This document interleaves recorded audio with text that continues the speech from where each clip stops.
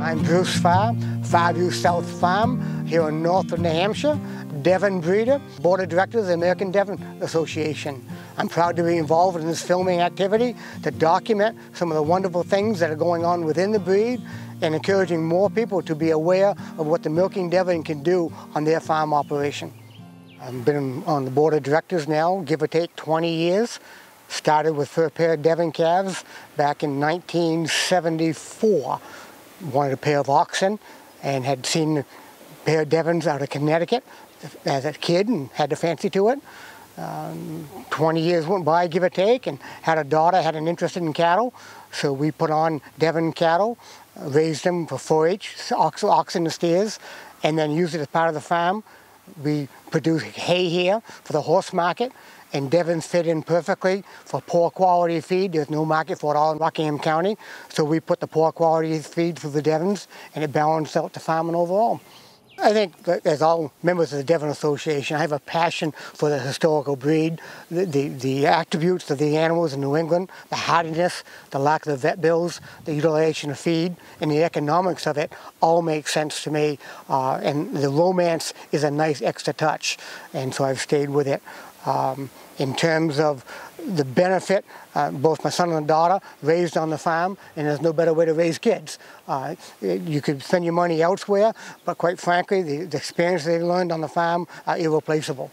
So that was probably the single most driving force to stay with it while they were here at home. They've all moved off at this point in time. My wife and I are staying with it.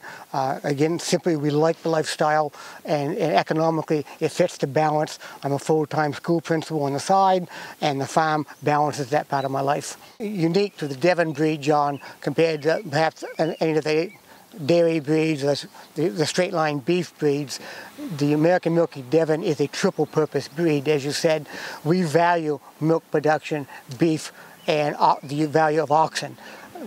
The percent that we value 1/3 over the other third may depend on the particular farm operation again. But we respect that the breed needs to be maintained to do all three of those purposes. And they're not necessarily compatible. Sometimes they're exclusive. If you're breeding solely for milk production, then you may not be as worried about longevity of cattle or the legs. If you're breeding only for oxen, I need a front end that I can depend on the cattle. I need legs and pasterns that are going to hold up. I need them not cross-hauling, if you will. If I'm in milk production, it's really not that important to me. So I think it's unique that the Devons have the ability to maintain all three of those purposes, and within one to the other. I have shipped animals that were, for me, too beefy because they lacked the dairy character and the heads, and they lacked the personality that I wanted for oxen. If I was only in it for beef, I would have kept that animal on board.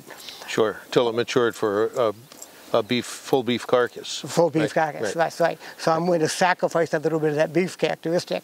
If I'm in Devon for grass-fed beef, quite frankly, then probably that long-nosed, dairy-looking animal probably would have gone first, and that beefier Devon, if you will, would have stayed in the herd. At least the females for the breeding purposes to keep those traits. That's correct. Right. Yep. Right.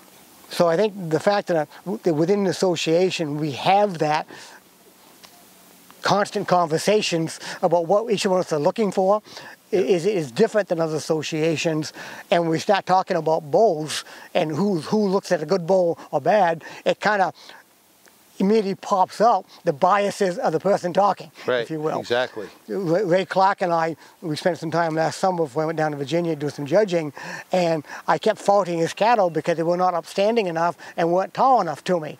And with deep respect to Ray, he strongly disagreed with me that I was asking for something that was not necessary, that he really wanted a little shorter cattle than I was looking for.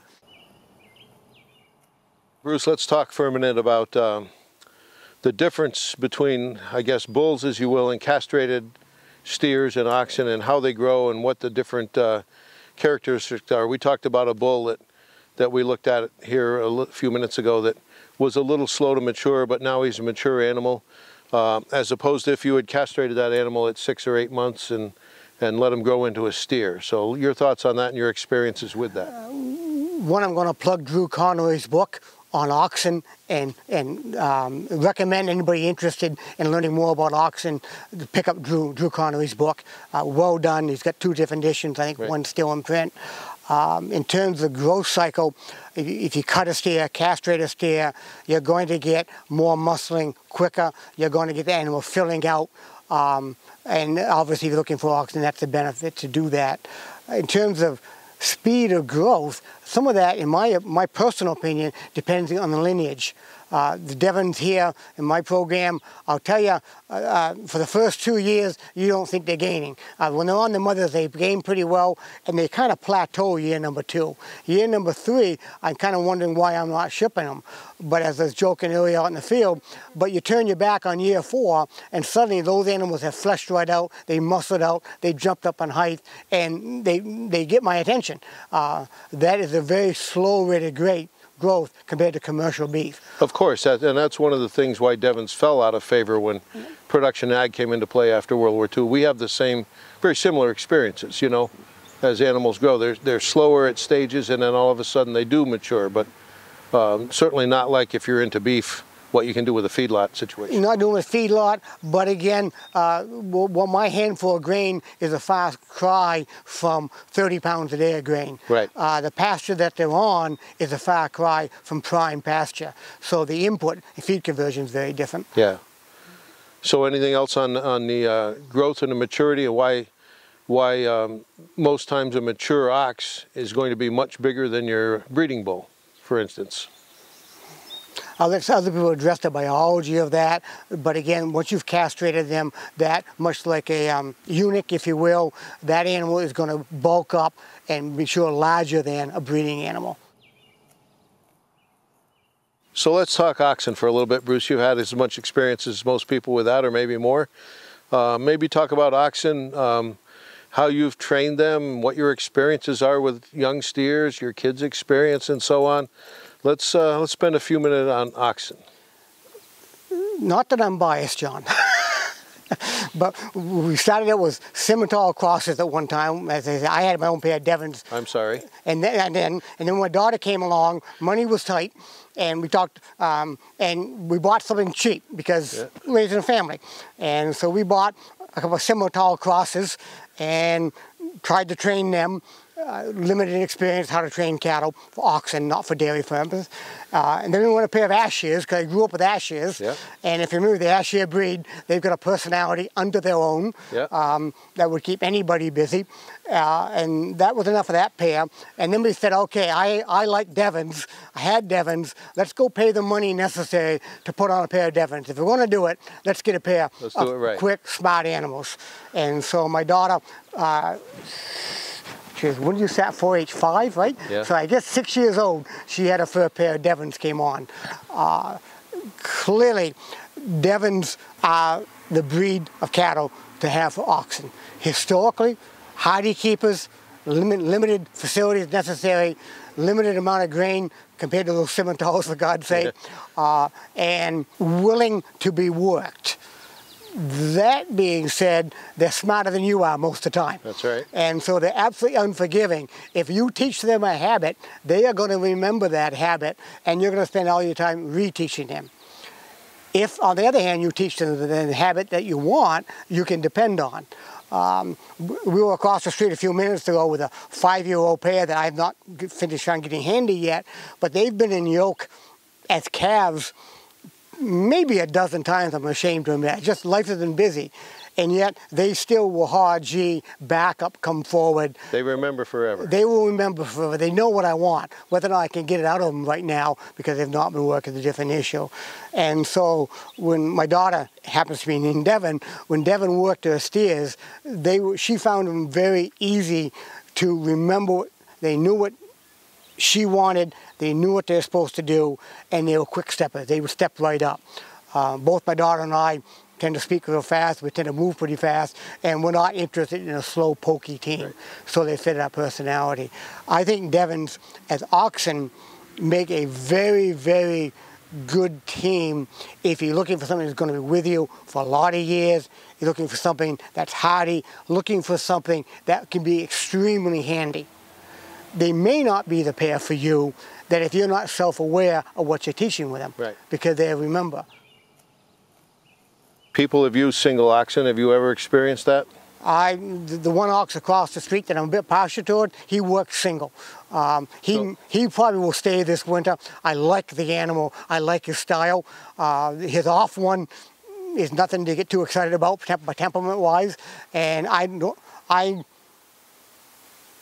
am, at this point in my life, too busy to work him daily to keep him handy. Right. So he's willing to work all by himself. He likes to be worked, he likes to be handled. So he will probably go back in, I got a single yoke hanging on the wall my great-grandfather had. He'll probably go into a single yoke, put him back in a pair of shafts on a four-cart. I'd rather not have pictures taken, my pride, if you will, compared to a nice yoke of cattle. But around here, just playing around, he'll be kind of fun. He'll be kind of fun. Yeah. And I don't think people should discount having a single ox to work on a homestead. Well, I don't think it's too common, and it hasn't been too common since oxen went the way of covered wagons and with the advent of tractors. But I think before that, single ox use was fairly common because people couldn't afford to keep two, and they would keep one and do a small garden, plowing and tilling and stuff like that with a single ox. I think it was much more common maybe 100 years ago, but still a viable opportunity for a small farm. And it gets into the question, can I harness my cow? Yeah. And once again, the image is a little bit of chuckling with it, but it shouldn't be. If you've got a good handy cow and you're doing light wagon work and so forth, there's no reason that you can't be looking at that as an option. Sure. For draft purposes. Yeah, on a small homestead, even cultivating your garden crops or things like that. Yeah. Yep. Differences in training oxen, though. There's books available, like you said. Drew Conroy has a couple. Ray Ludwig has an excellent book available out there. A few other people further west. Midwest Ox Drovers, I think they have a publication, and there's different ways of training oxen, but the goal is the same. You want them so you can control them, handle them, and do what you want. And you cannot beat it into them. No, you cannot beat it into them. The more you beat them, the worse it is. The argument, I live in a very suburban area now, and I use a goad stick. I prefer a goad stick over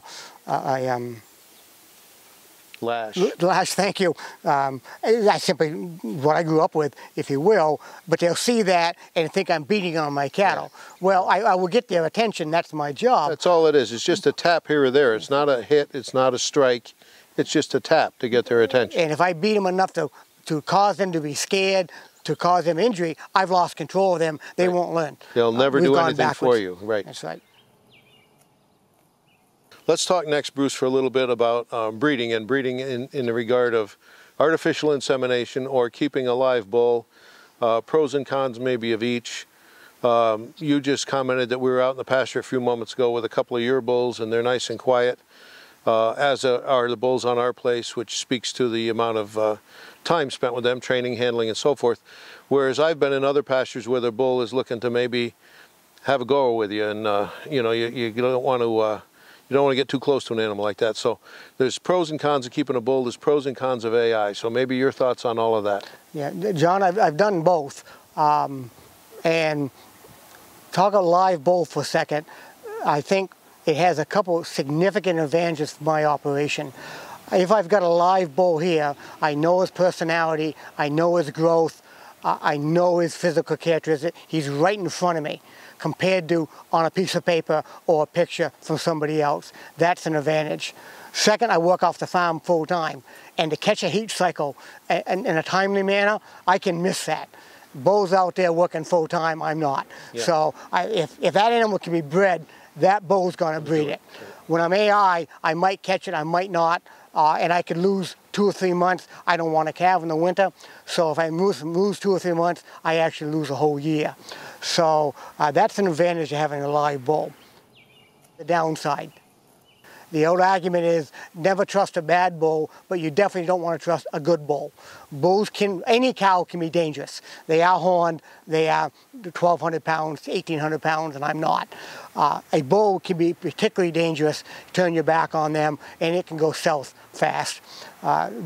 Without question, you will see somewhere in New England this year, some breed, there'll be somebody killed by a bull. Exactly. And that'll be a person that knows and grew up with them, not, quote, should have known better.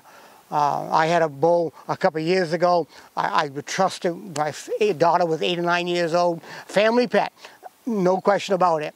Woke up at 2 o'clock in the morning and he's out there bellowing, and I'll tell you, by daybreak that bull had to go. He was rank. He was on the trail and gone by breakfast. I just turned dangerous that fast. Yep. So if you're going to run a live bull, you better have fencing for them, you better have a way to handle them, and you want to know what your limitations of you and that animal are. Sure. And be real cautious about it. AI has the advantage, of course, all that you don't need to worry about. The association's got some excellent semen that you can check the pedigree on. You can add characteristics that you don't have in your herd. There's other people out there, non-association, that's available to get semen from, so you can do that. And if you have a vet that can come on in an AI for you, or somebody else is trained, that depends where you're geographically located, then you can go ahead and have that done without a bull. My next door neighbor, similar tall man, and does his own breeding, so he can come on down with my semen that I've picked up, and he can breed for me. And as long as I can catch the heats, I don't need the bull out back. So when I went away from line breeding and I wanted to throw out to a different set of bulls, I went to AI. I've gone back to bulls right now because, quite frankly, I miss heat cycles. Yeah. And so that's more important to me. So I've gone back to a live bull. But it really depends on the situation and where the comfort zone is. Right. So you addressed the fact that the association has a number of bulls in our semen tank for sale and available, and a few other people do as well. And really, John, cheap money too. Right. Some people say, well, I'm going to have a bull because it's cheaper. Well, it runs me over $1,000 a year to have that bull walking around the field. Right. I think our semen is $10, $15. $20 a straw, and you have to realize too that those bulls were all vet checked at the point when they were drawn and collected. It's been stored professionally, it's kept professionally. So it's kind of a bargain at $20 per straw. You just have to pay shipping to get it to your farm or your vet's tank and whatever your arrangements are. As you know, we're in the process of adding some more bulls to that inventory in the AMDCA semen bank. There's been some bulls that have been inspected and they've been vet and drawn. They're just not quite available yet. They're getting ready to go into storage. So shortly there'll be some more bulls available for selection for people. For a little more diversity. So some of the bulls that we've had in storage for a while have been used widely by now, so we're looking at, as you know, expanding that semen bank a little bit further. To me, that's excellent. Option number 3 is I'm going to go borrow a bull from somebody else. And I get the phone calls and say, I've got the cow, can I borrow your bull for a couple of months? And you mentioned the semen has been vet checked, it's been disease checked. I don't lend my bulls, the herd is closed, because I don't want to bring anything into my herd after that bull's gone out for breeding. And quite frankly, I would be concerned if I brought a bull in from somebody else that hadn't been fully checked, because there may be diseases coming in with that bull. If I'm doing AI with known semen, I don't need to worry about that. The other thing with loaning a bull, and you brought that topic up, is I would caution that. Yes, you may be borrowing a pedigreed bull. You might be better off to take your cow and leave her at the farm where the bull is located for a couple of different reasons. Transporting the bull, maybe fencing you talked about before. You need adequate fencing for a bull. We've experienced at our place loaning a bull out to someone who was getting started with Devons, and it worked out fine for that individual, but not so fine for us, because when the bull came back, his temperament had changed. And he was a young bull that we were very confident in when he left. When he came back, he went on the next trailer to the slaughterhouse. As you alluded to before, things have changed significantly. So loaning a bull back and forth, probably not the best practice. In terms of registered versus non-registered, it doesn't make sense to breed a poor quality animal in my mind. So first of all, I want to talk about registered talk.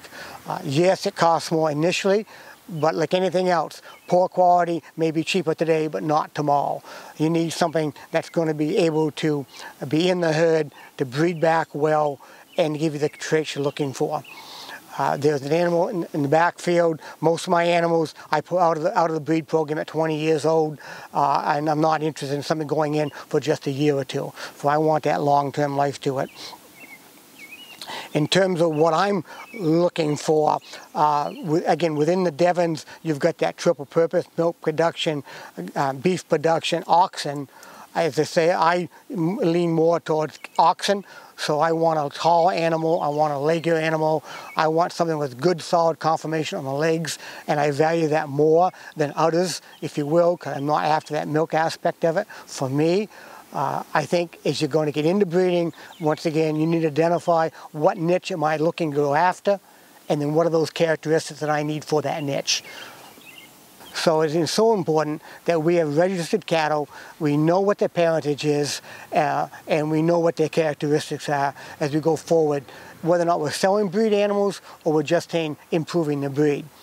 The sliding formula was a way to encourage a free formula so that it's, you know, you basically get discounted to be more timely. And I think, John, there's a 5-year cap now, as I recall. After 5 years, you can no longer register an animal. The time is closed. It's a way to provide people with an incentive to say, okay, let's get the paperwork in timely. Let's get these animals tattooed when they're young and they can be handled. And let's get that documentation done, because without that paperwork, we're relying on memory. Right. And then all of a sudden, God forbid, the people change hands, people pass on, that's not in paper, and that is lost completely. Much in the way this whole film documentary we're doing right now, we have tremendous oral history available. But that's going to close at some point. Right. I know my cows on site, I know who was who, I know where they came from, I don't need the record. My kids would have a difficult time doing anything beyond their name. Right. And so when I pass on, all that information is gone, except Bonnie has the breed registration information that anybody can come on in, check the tattoo numbers, and they can carry that lineage forward. That's right. They can identify animals even if you're not here to identify them. That's right. Okay. Let me ask you what concerns you have about the breed or the association, or anything concerns about, you know, what's happening or not happening with the association in general and the breed in general. I mentioned we have a dynamic association now. We have more and more people interested in Devons. That comes with a new set of challenges. We have a volunteer board, which I appreciate. We have a relatively small budget, and yet we have more and more needs of the association to be met. That concerns me, that time is finite. We need more people in the association to step up, serve on subcommittees, and help expand the breed. 8 or 9 people cannot do that. There's a fine workload to it. Second, many of us came from dairy backgrounds. I grew up on an Ashire farm, and so we know the value of registration. We know many of the things that we just do in goat husbandry. As more and more people come into the Devon breed, they don't have that knowledge to do. They may not be well-intentioned, but don't know how to buy good cattle, not sure what they're looking for, don't know they should ask for registration papers before the money changes hands, before they take possession. They don't know how to select good quality animals versus just an animal on the ground. And then they get frustrated when they hit the roadblock because they find that they thought they bought a good animal, but turns out, quite frankly, honestly, it didn't meet grade standard. Or they thought the animal was able to be registered when they really find out that that is a great animal that doesn't qualify. Or they thought Devons didn't need any grass at all, that they could do fine on just a bale of hay, when in fact, really, you know, they're not goats, to make sarcasm for a minute. They need much more care than they thought. And then they leave the breed being disgruntled. And that bothers me, that we need to find a way to reach out and help them before they hit those roadblocks. Right. The buyer needs to be an educated consumer, so to speak. And we've encouraged people, when they do their research, to reach out to a director or to the registrar and see if they're buying registered cattle, if there's any question, and see if they are registered or registerable to get included in the association. And also keep in mind that most people who are selling an animal are not selling their best animal unless you're paying a premium price. Right. And as you alluded to before, if you're going to get into breeding long term, you're going to want to buy the best animal out there if you can, and you should look at spending some money to get that quality in your animals. If you buy a cull, you got a cull. Right. If your intent is to have a pretty animal out in the pasture, and again, back to your objective, then buying any animal that's healthy will meet that needs. But if your objective is to go ahead and breed for one of these subset of purposes and or to fill a certain market, then again, you need to know what you're looking for, and you need to be dealing with somebody that you have full confidence understands what you're looking for. Let's talk for a minute about the association. Like you said, you've been a director more or less for 20 years or so. You've seen the association change and grow. Maybe you want to give us a few words on that, and maybe a few things on why it's important to be a member and why you've stayed a member and stayed so active in the association for all those years. That's actually an easy, hard sell, John. In '73, when I wanted to learn more about Devon cattle prior to the internet, there was nobody in the Delaware, Maryland Peninsula that had Devon cattle. There's no information out there in books. There was nobody I could call and say, where can I learn about these cattle? Where can I get them? What are the benefits? It didn't exist. Fast forward, when I joined the association in the 80s, I found a fellowship of people that I could talk about the cattle, had my passion for them, could go ahead and teach me the things I wanted to know about what good breeding was, about what the feed program should be, and where the market was. So obviously that was worth my time to get to know the men and women on the board at that point and become more involved. Once I got involved, it clearly became important to me that as a member, I have a group of friends that I can rely on a farming enterprise. I have a source of market information in terms of my breed program, where I should be going with it. And I've got a knowledge base. I grew up on a dairy farm, but nobody knows everything. And to be able to call other people up and say, here's my situation on the farm, what do you think, one or the other? That knowledge base is tremendously valuable to me. You could tell me right now, John, but I think it's about $20 a year to become a member. 20 bucks. I can't buy a magazine for $20 anymore, quite frankly. Right. And yet I've got this free source of information on a yearly basis by being a member of the association. Finally, quite frankly, I believe in Devons, and I have an obligation to pay back the breed association by being a member to help the breed stay viable. Okay. Maybe we could spend a minute on some of the things you've seen change with the association. I think you've seen some changes, hopefully growth, and maybe what you see as a director envision for the next 5 or 10 years or so, or maybe even further into the future than that. This association I would very much describe as dynamic and changing. When I first became involved with it, there was maybe 6 or 7 people, and John, you could probably give me the exact names, that sat around, and the concern was, will there be Devons in the future? Will they even exist anymore, and how can we save the few cows that are out there? That's not where we are today. It's still important, but we have a herd size that exists out there. We've got a breeding population, we've got semen available, and we have an identification of a triple purpose market that's valuable to us. So now the association is really focusing on how do we expand the breed, how do we expand the market, and bring new people into the fold, as opposed to just saving the breed from extinction. That brings its own set of problems and challenges to do that, but that's the dynamic vitality of an association that is pretty impressive to me. It may not be, I don't think it is common knowledge, the Devon Association and the directors is a volunteer group. We have a cookie jar for a treasury, a handful of people that are involved, and yet if you go down the actual program of work that's involved on a yearly basis, it's very, very extensive, and I'm very proud of that as being one member of the board. Maybe a little bit about where you see us going in the future. You've seen things like the establishment of a semen bank. You've seen, you know, you've been through, which is traditional anyway, publications of herd books, different things that we do. You've seen us start regional group meetings and gatherings, and you've seen us start to promote, again now, competitive dairy shows to exhibit our cattle. Of course, you've seen ox shows since you've been involved. Where do you envision us going as an association and as a group of Devon owners in the future? And then you, John, you just articulated very well where we are today and all the different aspects to it. The farm-to-table movement and food security across our country is nowhere near at its peak. That's going to keep growing.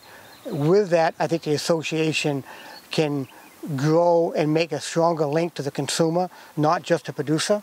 And some of us talk about social media and how to reach out to the non-farm people.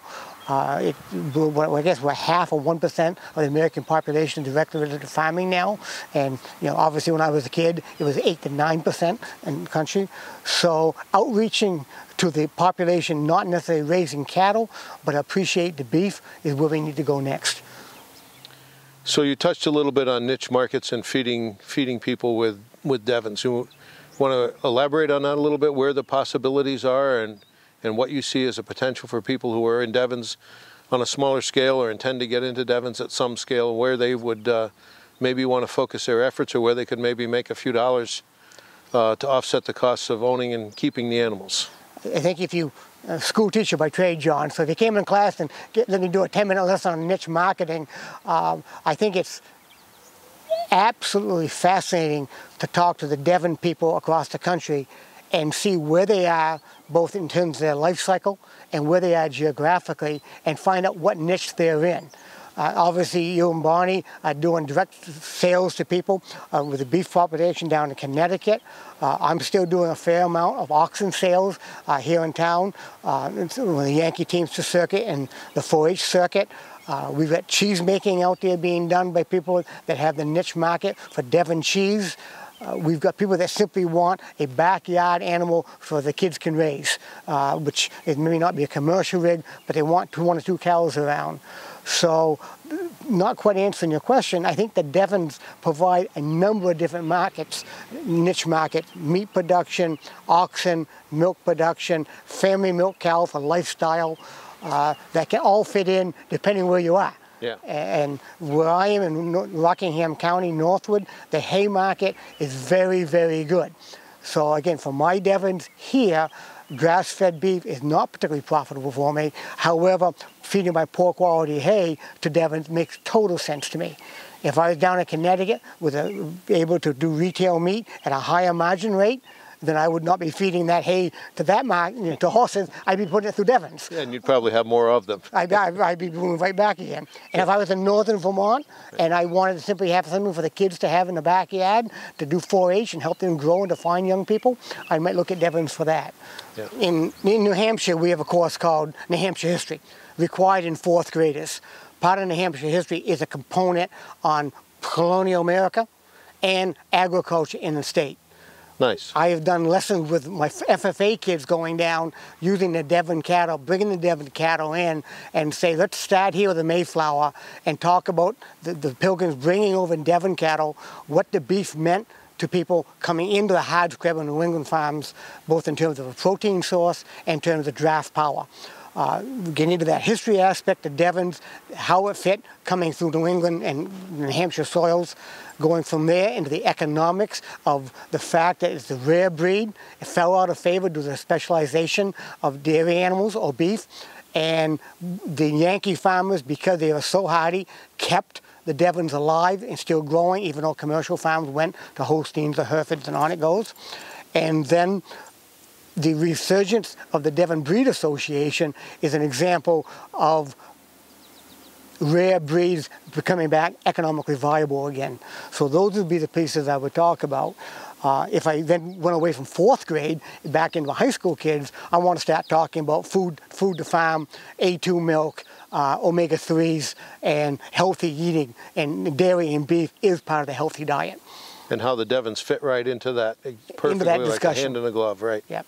Right. And the American consumer is now willing to pay more for that product because they recognize omega-3. They recognize lean beef that has flavor, not necessarily just lean beef. Right. And they want to know where their food's coming from.